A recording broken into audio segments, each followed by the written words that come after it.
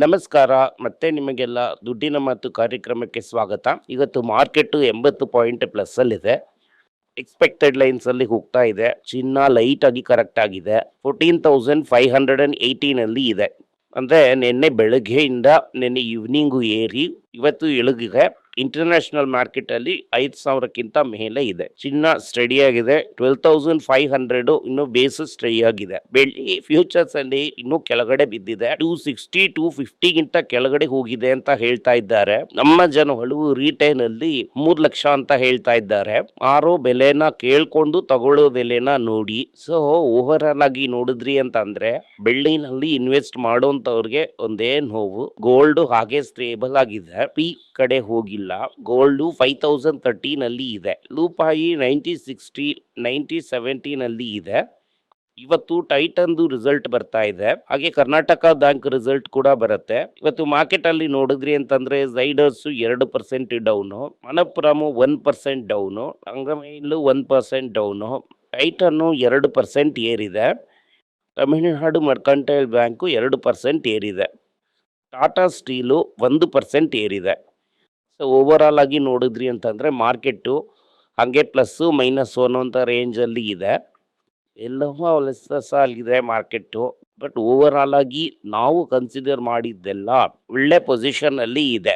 ITC ಬೇರೆ ಕೊನೆಯಲ್ಲಿ spike ಆಗೋಯ್ತು ಒಂದು 5%. ಯಾವ್ದ್ರಿಂದ ಸ್ಪೈಕ್ ಆಯ್ತು ಅಂತೆಲ್ಲ ಓಡೋಗಿ ನೋಡಿದ್ರು. ಸ್ಪೈಕ್ ಆಗಿದ್ದಕ್ಕೆ ಒಂದೇ ಕಾರಣ, ಸಿಂಪ್ಲಿ ಮ್ಯಾಟರು, ತುಂಬಾ ಅಂಡರ್ ವ್ಯಾಲ್ಯೂಡ್ ಸ್ಟಾಕು, ಸ್ವಲ್ಪ ರೇಟಿಂಗ್ ಕೊಡೋಣ ಅಂತ ಕೊಟ್ಬಿಟ್ರು. DIA ಈಗ ಜಾಸ್ತಿ ಸ್ಟಾಕ್ನ ಇಟ್ಟಿದ್ದಾರೆ FIA ಜೊತೆ. ಅಂದ್ರೆ ನಿಮ್ಮ ಮ್ಯೂಚುವಲ್ ಫಂಡ್ಸ್ ಜಾಸ್ತಿ ಸ್ಟಾಕ್ ಇಟ್ಟಿದ್ದಾರೆ, FIA ಕಡಿಮೆ ಆಗಿ ಇಟ್ಟಿದ್ದಾರೆ. ಬೇಸಿಕ್ಲಿ ಇದು ಏನ್ ಹೇಳ್ತಾ ಇದೆ ಅಂತ ಅಂದ್ರೆ Indian markets highly over valued. ಈಗ ನೀವು ಈ ಮ್ಯೂಚುವಲ್ ಫಂಡ್ ನ ನೋಡಿದ್ರಿ ಅಂತ ಅಂದ್ರೆ 2 ವರ್ಷ ಅಥವಾ 3 ವರ್ಷಕ್ಕೆ ಕಾಲು ಭಾಗ ಫಂಡ್ಸ್ ನೆಗೆಟಿವ್ ರಿಟರ್ನ್ ತೋರ್ಸತ್ತೆ. ಈ ಹೈ ವ್ಯಾಲ್ಯೂಯೇಷನ್ ಅಲ್ಲಿ ಸ್ಟಕ್ ಆಗಿದೆ ಇಂಡಿಯಾ. ಮ್ಯೂಚುವಲ್ ಫಂಡ್ ವಾಪಸ್ ನೀವು ಯಾವತ್ತು ತಗೋತೀರೋ ಅವತ್ತೇ ಬೀಳುತ್ತೆ. ಬಟ್ ಹೋದ ಸಲನೇ 16% ಕಡಿಮೆನೇ ದುಡ್ಡು ಒಳಗಡೆ ಬಂದಿದೆ. ಅದರಿಂದ ಪ್ರೆಷರ್ ಬಿಲ್ಡಪ್ ಆಗೋದಕ್ಕೆ ಸಾಧ್ಯತೆಗಳು ತುಂಬಾ ಸ್ಟ್ರಾಂಗ್ ಆಗಿದೆ. ಇಂಡಿಯಾದಲ್ಲಿ ಮೊದಲನೇ range rover plant, first range rover ಮತ್ತೆ JLR plant, Jaguar land rover plant ನ ರಾಣಿಪೇಟಲ್ಲಿ ನಿನ್ನೆ ಚಂದ್ರಶೇಖರ್ ಅವರು ಉದ್ಘಾಟನೆ ಮಾಡಿದ್ರು. ಪ್ರೆಸೆಂಟೇಷನ್ ಅದು ಅಸೆಂಬ್ಲಿನ ಶುರು ಮಾಡಿದೆ.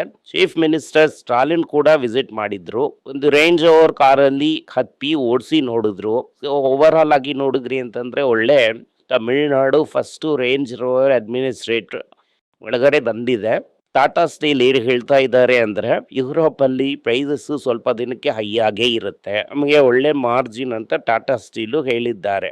Rider life sciences Q3 revenue ಭಯಂಕರವಾಗಿ ಏರಿದೆ ಅಂತ ಹೇಳ್ತಾ ಇದ್ದಾರೆ. Lilly ಒಂದು ಹೊಸ ಡ್ರಗ್ ಕಂಪನಿನ $2.4 ಬಿಲಿಯನ್ ನ ಕೊಟ್ಟು ತಗೊಂಡಿದ್ದಾರೆ. ಎಲ್ಲಾನು ನಮ್ಗೆ ಏನ್ ಹೇಳ್ತಾ ಇದೆ ಅಂತಂದ್ರೆ ಮಾರ್ಕೆಟ್ ಅಲ್ಲಿ ಯಾವ್ದಾದ್ರು ಒಂದು ಹೊಸ ಕಂಪನಿ ಹತ್ರ ಹೊಸ ಡ್ರಗ್ ಇರೋ ತರ ಕಂಡ್ರೆ ಅದನ್ನ ಕೂಡ್ಲೆ ತಗೋತಾರೆ. ಇವರು CRT ಥೆರಪಿ ಮಾಡ್ತಾ ಇರೋದಾಗಿ ಹೇಳ್ತಾ ಇದ್ದಾರೆ. ಜ್ಯೋತಿ ಲ್ಯಾಬ್ ಏನ್ ಹೇಳ್ತಾರೆ ಅಂತ ಅಂದ್ರೆ ಈ ಸಲ ಇವರಿಗೆ ಸ್ಟ್ರಾಂಗ್ ಆಗಿ ಮಾರ್ಕೆಟ್ ಏರುತ್ತೆ, ಅಂದ್ರೆ ವಾಲ್ಯೂಮ್ ಸ್ಟ್ರಾಂಗ್ ಆಗಿರುತ್ತೆ, ಸೇಲ್ಸ್ ಪ್ರೆಷರ್ ಕಡಿಮೆ ಆಗುತ್ತೆ, ಮಾರ್ಜಿನ್ ಪ್ರೆಷರ್ ಜಾಸ್ತಿ ಆಗುತ್ತೆ. ಇಂಡಸ್ಇಂಡ್ ಬ್ಯಾಂಕ್ ಏನ್ ಹೇಳ್ತಾರೆ ಅಂತ ಅಂದ್ರೆ ನಮ್ಮ ಈ ಕ್ರೌನ್ ಜ್ಯುವೆಲ್ಲೇ ಭಾರತ್ ಇನ್ಕ್ಲೂಷನ್ ಅದನ್ನೆಲ್ಲ ಈಗ ಕೊಡೋ ತರ ಇಲ್ಲ, ಅದನ್ನ ನಾವು ಕಾನ್ಸಂಟ್ರೇಟ್ ಮಾಡಿ ಡಬಲ್ ಡೌನ್ ಮಾಡಿ ಇನ್ನೂ ಸರಕುಗಳನ್ನ ಇಳಿಸ್ತೀವಿ ಅಂತ ಹೇಳಿದ್ದಾರೆ. ಸಿಟಿ ಯೂನಿಯನ್ ಬ್ಯಾಂಕ್ಗೆ ವಿಜಯ್ ಎನ್ನುವರನ್ನ ಹೊಸ CEO ಆಗಿ ಅಪಾಯಿಂಟ್ ಮಾಡೋದಕ್ಕೆ ಅಪ್ರೂವಲ್ ನ ಕೊಟ್ಟಿದ್ದಾರೆ. ಕೋರ್ಟಿಗೆ ಹೋಗಿ ಈಗ ಮುಂದಿನ CEO ಆಗಿ ವಿಜಯ್ ಅವರು ಬರ್ತಾ ಇದ್ದಾರೆ. ಅವರು ಇದನ್ನ ಮುಂದಿನ ಲೆವೆಲ್ಗೆ ತಗೊಂಡು ಹೋಗ್ತಾರಾ ಬ್ಯಾಂಕ್ ನ ಅನ್ನೋದನ್ನ ನೋಡೋಣ. ಬ್ಯಾಂಕ್ ಪ್ರೈಸ್ ತುಂಬಾ ದಿನದಿಂದ ಸ್ಟಾಗ್ನೆಂಟ್ ಆಗಿದೆ, ಅಲ್ಲಿ ಬೆಲೆ ಏರಿಲ್ಲ. ಮೆಕ್ಸಿಕೋದಲ್ಲಿ ಒಂದು ಹೊಸ ಒಳ್ಳೆ ಸುದ್ದಿ. ಮೆಕ್ಸಿಕೋಗೆ ಇಂಡಿಯಾದಲ್ಲಿ ಟ್ಯಾರಿಫ್ ಹಾಕಿದ ಮೇಲೆ ಇಂಡಿಯನ್ ಕಂಪನಿ ಆಗಿರುವಂತ TVS, hero motors, Bajaj auto ಎಲ್ಲ ಅಲ್ಲಿ ಒಂದು ದೊಡ್ಡ ಫ್ಯಾಕ್ಟ್ರಿನ ಕಟ್ಟಿ ಅಲ್ಲಿ ಅಸೆಂಬಲ್ ಮಾಡಿ ಮಾರೋಣ, ಇಂಡಿಯಾದಿಂದ ಅಂದ್ರೆ ಮೇಕ್ ಇನ್ ಇಂಡಿಯಾದಿಂದ ಮೇಕ್ ಇನ್ ಮೆಕ್ಸಿಕೋ ಅಂತ ಮಾಡೋಣ ಅಂತ ಮೇಕ್ ಇನ್ ಮೆಕ್ಸಿಕೋ ಕಡೆ ಹೋಗಿದ್ದಾರೆ. ಅದರಿಂದ ಆ ಊರಲ್ಲಿ ಟ್ಯಾರಿಫ್ ಇಂಪ್ಯಾಕ್ಟ್ ಇಂದ ಸೇಲ್ಸು ಕಡಿಮೆ ಆಗಿದ್ರಿಂದ ಅಲ್ಲಿ ಅಸೆಂಬಲ್ ಮಾಡಿ ಮಾರಿದ್ರೆ ಕಡಿಮೆ ಆಗುತ್ತೆ ಅಂತ ಹೇಳ್ತಾ ಇದ್ದಾರೆ. ಗೂಗಲ್ ಅದೇ ಸಮಯದಲ್ಲಿ ಏನ ಫಂಡ್ ಮಾಡೋದಕ್ಕೆ 3 currency dollar, British pound, Swiss Frank ಅಲ್ಲಿ ಬಾಂಡ್ ನ ಇಶ್ಯೂ ಮಾಡಿದ್ದಾರೆ. $100 ಬಿಲಿಯನ್ ನ ತಗೊಳ್ಳೋದಾಗಿ ಇದ್ದಾರೆ. ಅದಾದ್ಮೇಲೆ TCS ಅಲ್ಲಿ ಚಂದ್ರಶೇಖರ್ ಅವರು ತಿರ್ಗಾ ಬಂದು ಬಿಸ್ನೆಸ್ ನ ನಡೆಸೋದಾಗಿ ಹೇಳಿದ್ದಾರೆ. ನಾನೇ ಡ್ರೈವರ್ ಸೀಟ್ ಅಲ್ಲಿ ಇರ್ತೀನಪ್ಪ, ನಾನೇ ಕಂಪನಿನ ನಡೆಸ್ತೀನಪ್ಪ ಅಂತ ಹೇಳಿದ್ದಾರೆ. ಇಂಡಿಯಾನು ಅಮೆರಿಕಾನು ಈ VTS ಡೀಲ್ ಬಗ್ಗೆ ತುಂಬಾ ಜನ ಮಾತಾಡಿದ್ದಾರೆ. ಅದ್ರ ಬಗ್ಗೆನೂ ನಾನೀಗ ಹೇಳ್ತೀನಿ. ಈ ಬಿಸ್ನೆಸ್ ಫ್ರೇಮ್ವರ್ಕ್ ಅಗ್ರಿಮೆಂಟ್ ಅಲ್ಲಿ ಇಂಡಿಯಾಗೆ ಏನೂ ಇಲ್ಲ. ಅದೇ ಇಂಡಿಯಾ 18% ಟ್ಯಾಕ್ಸ್ ನ ಕಟ್ಟಿ ಎಕ್ಸ್ಪೋರ್ಟ್ ಮಾಡ್ಬೇಕಂತೆ.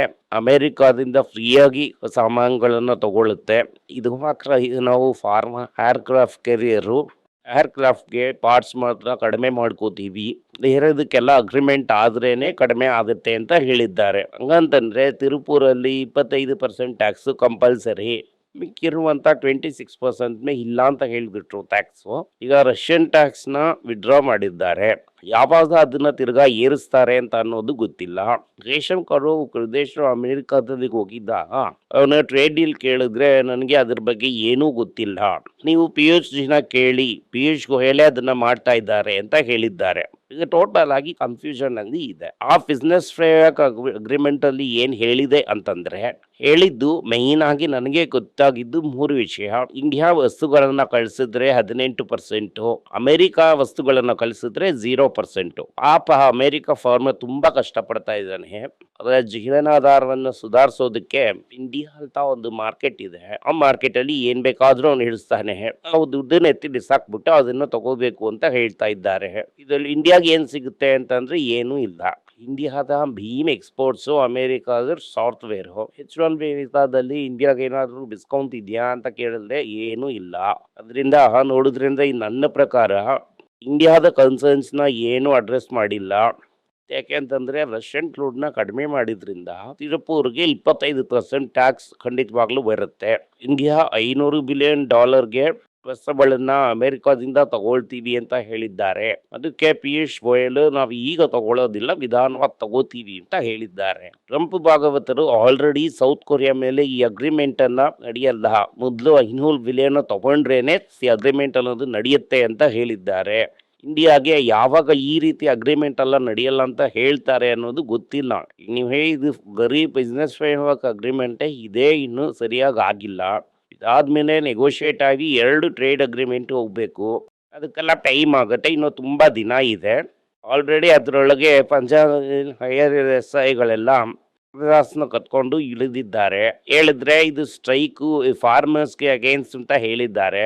ಅದರಿಂದ ಅಲ್ಲೂ ಕೂಡ ಪ್ರೆಷರ್ ಬರೋದಕ್ಕೆ ಸಾಧ್ಯತೆಗಳಿದೆ. ಈಗ ಹಾರ್ಲಿ ಡೇವಿಡ್ಸನ್ ಗಾಡಿನ 0% ಅಲ್ಲಿ ಇಳಿಸೋಣ ಅಂತ ಹೇಳಿದ್ದಾರೆ. ಬಿಸ್ನೆಸ್ ಅಗ್ರಿಮೆಂಟ್ ಅಲ್ಲಿ ನೋಡಿದ್ರಿ ಅಂತಂದ್ರೆ ಹಾರ್ಲಿ ಡೇವಿಡ್ಸನ್ ನ ಇಂಡಿಯಾಗೆ ಕಳ್ಸಿದ್ರೆ 0%, ಇದೇ ನಮ್ಮ ಗಾಡಿ ಇಲ್ಲಿಂದ ಅಲ್ಲಿಗೆ ಹೋದ್ರೆ 18%. ಅದರಿಂದ ಅಲ್ಲಿ ಬುಲೆಟ್ ಎಲ್ಲ ಓಡಿಸೋದಿಲ್ಲ. ಇಂಡಿಯನ್ ಮಾರ್ಕೆಟ್ ಅಲ್ಲಿ ಬಂದ್ರೆ ಬುಲೆಟ್ಟು, ಹೀರೋ ಮೋಟಾರ್ಸ್, ಬಜಾಜು ಎಲ್ರಿಗೂ ಪ್ರಾಬ್ಲಮ್. ನಾವು ಕಷ್ಟಪಟ್ಟು ಡೆವಲಪ್ ಮಾಡಿದಂಥ ಇಂಡಸ್ಟ್ರಿ ಎಲ್ಲ ಹೋಗ್ಬಿಡತ್ತೆ. ಬಟ್ ಇದನ್ನ ತಗೊಂಡು ಬರ್ತಾರಾ ಇಲ್ವಾ ಅನ್ನೋದನ್ನ ಕಾದಿದ್ದಿ ನೋಡೋಣ. ಬಟ್ ಈಗ ಸದ್ಯಕ್ಕೆ ಬಿಸ್ನೆಸ್ ಅಗ್ರಿಮೆಂಟ್ ಸೂಪರ್ ಅಂತ ಇವರು ಹೇಳಿದ್ದಾರೆ. ನಮ್ಮ ಹಲವು ಕೆಲಸಗಳಿಗೆ ಏಟ್ ಬೀಳ್ಬೋದು. ಅದರಿಂದ ರೈತರು ಇಳಿದಿದ್ದಾರೆ ಹೋರಾಟಕ್ಕೆ. ಏನಾಗುತ್ತೆ ಅನ್ನೋದನ್ನ ಕಾದಿದ್ದಿ ನೋಡೋಣ. ಈಗ ಸದ್ಯಕ್ಕೆ ಮಾರ್ಕೆಟ್ ಸಂತೋಷವಾಗಿದೆ. ಏನೋ ಡೀಲ್ ಆಗಿ ಒಂದೇ ಎಕ್ಸ್ಪೋರ್ಟ್ ಬರುತ್ತೆ ಅಂತ. ಎಕ್ಸ್ಪೋರ್ಟ್ ಎಲ್ಲ ಬರುತ್ತೆ ಅನ್ನೋ ತರ ನಮಗ್ ಅನ್ನಿಸ್ತಾ ಇಲ್ಲ. ಇನ್ನು ಡೀಲೇ ಸೈನ್ ಆಗಿಲ್ಲ. ಅದರಿಂದ ಇನ್ನೂ ಸ್ವಲ್ಪ ದಿನದಲ್ಲಿ ಮಾರ್ಕೆಟ್ 25,500 ಹತ್ರ ಹೋಗ್ಬಿಡತ್ತೆ. ಇದರಲ್ಲಿ ಈ ಪಟಾಕಿ ಲಿಸ್ಟ್ ಅಲ್ಲಿ ಯಾವುದೆಲ್ಲ ಸ್ಟಾಕು ಕಡಿಮೆ ಇದೆಯೋ ಅದನ್ನ ನೋಡಿ ಅದನ್ನ ಕನ್ಸಿಡರ್ ಮಾಡಿ. ಈಗ ಕೆವಿನ್ ವಾಶು ರೇಟ್ ಕಟ್ ಮಾಡ್ಬೋದು ಅಂತ ಹೇಳ್ತಾ ಇದ್ದಾರೆ. ನಿಜವಾಗ್ಲೂ ರೇಟ್ ಕಟ್ ಮಾಡಿ ಬಿಟ್ರು ಅಂತಂದ್ರೆ ಗೋಲ್ಡ್ ತಿರ್ಗಾ ಎಗರೋದಕ್ಕೆ ಸಾಧ್ಯತೆಗಳು ಪ್ರಕಾಶಮಾನವಾಗಿದೆ. ಅದೇ ಕೆವಿನ್ ವಾಶ್ ಮುಂಚೆ ಹೇಳಿದ ತರ ಈಗ ಮಾಡಿದ್ರು ಅಂತಂದ್ರೆ ಗೋಲ್ಡ್ ಇಳಿಯೋದಕ್ಕೆ ಕೂಡ ಸಾಧ್ಯತೆಗಳಿದೆ.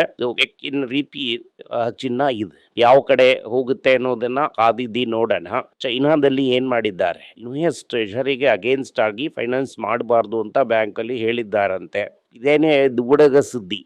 US ಟ್ರೆಷರಿನ ಚೈನಾದವನು ಅಸೆಟ್ ಆಗಿ ಇಟ್ಕೊಳ್ತೀವಿ ಅಂತ ಅವನು ಬ್ಯಾಂಕ್ ಅವ್ರ ಹತ್ರ ಹೇಳ್ತಾ ಇದ್ದಾನೆ. US ಟ್ರೆಷರಿನೇ ಪ್ರಪಂಚದನ್ನೇ safest treasury. Amount of US treasury with China ಕಡಿಮೆ ಆಗ್ತಾನೇ ಹೋಗ್ತಾ ಇದೆ. ಇದು ಅಮೆರಿಕಾದಲ್ಲಿ ಬ್ಯಾಡ್ ಆಗಿ ಅಫೆಕ್ಟ್ ಆಗುತ್ತೆ.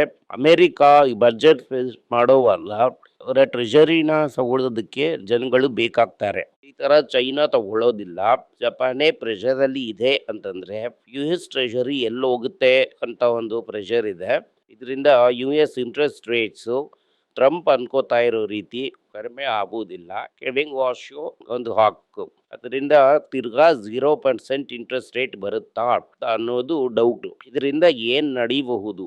ವಾಶು ಪೇನು ಕೂತ್ಕೊಂಡು 6 ತಿಂಗಳು ಆದ್ಮೇಲೆ ಏನಾದ್ರು ಮಾತಾಡಿದ್ರು ಅಂದ್ರೆ ಚಿನ್ನಕ್ಕೆ ತೊಂದರೆ ಬರೋದಕ್ಕೆ ಸಾಧ್ಯತೆಗಳಿದೆ. ನನ್ನ ಹತ್ರ ಎಲ್ರು ಏನ್ ಕೇಳ್ತೀರಾ ಅಂತಂದ್ರೆ ಚಿನ್ನಕ್ಕೆ ಯಾವಾಗ ತೊಂದರೆ ಆಗುತ್ತೆ ಅಂತ.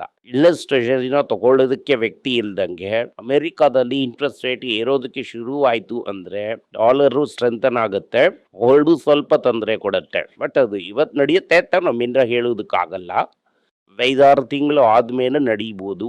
ಗೋಲ್ಡು 14,000ದಿಂದ 12,000ಕ್ಕೆ ಬರುತ್ತಾ, 17,000ದಿಂದ 15,000ಕ್ಕೆ ಬರುತ್ತಾ ಅಂತ ಅನ್ನೋದು ನನಗೆ ಗೊತ್ತಿಲ್ಲ. 2-3 ಸಿಗ್ನಲ್ ಇದೆ. ಕೆವಿನ್ ವಾಶ್ ಒಂದು ಸಿಗ್ನಲ್, ಚೈನೀಸು US ಟ್ರೆಷರಿನ ಡಂಪ್ ಮಾಡುವಂಥದ್ದು ಒಂದು signal. So we can safely safe ಹೋದ ವರ್ಷ ಬಂದಂಥ 70% ರಿಟರ್ನ್ ಡೆಫಿನೆಟ್ ಆಗಿ ಬರೋದಿಲ್ಲ. 15-20% ರಿಟರ್ನ್ ಬಂತು ಅಂತಂದರೆ ತುಂಬ ಲಕ್ಕಿ. ಧನ್ಯವಾದಗಳು. ಈ ವಿಡಿಯೋ ನಿಮಗೆ ಇಷ್ಟ ಆಗಿದ್ರೆ ವಿಡಿಯೋನ ಲೈಕ್ ಮಾಡಿ, ನಮ್ಮ ಚಾನಲ್ನ ಸಬ್ಸ್ಕ್ರೈಬ್ ಮಾಡಿ, ಬೆಲ್ ನೋಟಿಫಿಕೇಶನ್ ತಟ್ಟಿ. ಈ ವಿಡಿಯೋನ ಸಾಧ್ಯ ಆದರೆ ನಿಮ್ಮ ಸಂಬಂಧಿಕರಿಗೂ ಸ್ನೇಹಿತರಿಗೂ ಕಳಿಸಿ, ಅವ್ರಿಗೂ ನೋಡೋದಕ್ಕೆ ಹೇಳಿ. ಧನ್ಯವಾದಗಳು. ನಿಮಗೆ ಏನಾದರೂ ಸಂದೇಹ ಇದ್ದು ನನ್ನನ್ನು ಕಾಂಟ್ಯಾಕ್ಟ್ ಮಾಡಬೇಕು ಅಂತ ಅನ್ಕೊಂಡ್ರಿ ಅಂದರೆ ಸ್ಕ್ರೀನ್ ಮೇಲೆ ಬರ್ತಾ ಇರುವಂಥ ಮೇಲ್ ID ಗೆ ಮೆಸೇಜ್ ಮಾಡಿ, ನಮ್ಮ ಟೀಮ್ ನಿಮ್ಮನ್ನು ಕಾಂಟ್ಯಾಕ್ಟ್ ಮಾಡ್ತಾರೆ.